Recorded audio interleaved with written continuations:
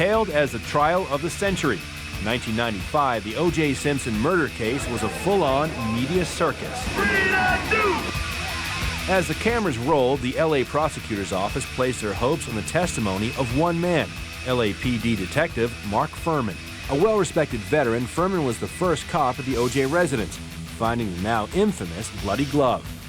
With all evidence pointing to OJ, it seemed like an open and shut case. But when Furman took the stand, the tables turned. The people called Detective Mark Furman? Do you use the word No, sir. The defense claimed Furman fingered OJ solely because he was black. Anyone who comes to this court and quotes you as using that word would be a liar, would they not, Detective Furman? Yes, they would. All of them, correct? All of them. To disprove his testimony, the defense produced what came to be known as the Fuhrman Tapes. Anything out of a nigger's mouth for the first 5 or 6 sentences is a lie. Furman protested, claiming that he'd been acting on those tapes, playing a rogue cop as research for a screenplay by a Hollywood writer. The jury didn't buy it. Furman was labeled a racist and his testimony discredited. When OJ walked, we, the jury, find the defendant not guilty of the crime of murder. Furman found himself facing perjury charges. In 1995, after 20 years of service, Furman left the LAPD. David, you there? No, you would listen to the music on the AM radio. He's taking your calls. David, you're on the Mark Furman Show on 920. Furman's hosting his own crime-based call-in radio show in Spokane, Washington. Radio's fun. You get to engage the public. It's my show, so I'll talk about what I want. Hopefully people want to listen to it. If you were listening to the first half hour, you know we're talking about the sniper. If you weren't listening, shame on you. It's the only place that regular people can talk to somebody on the air and have the whole nation hear it. We'll be right back.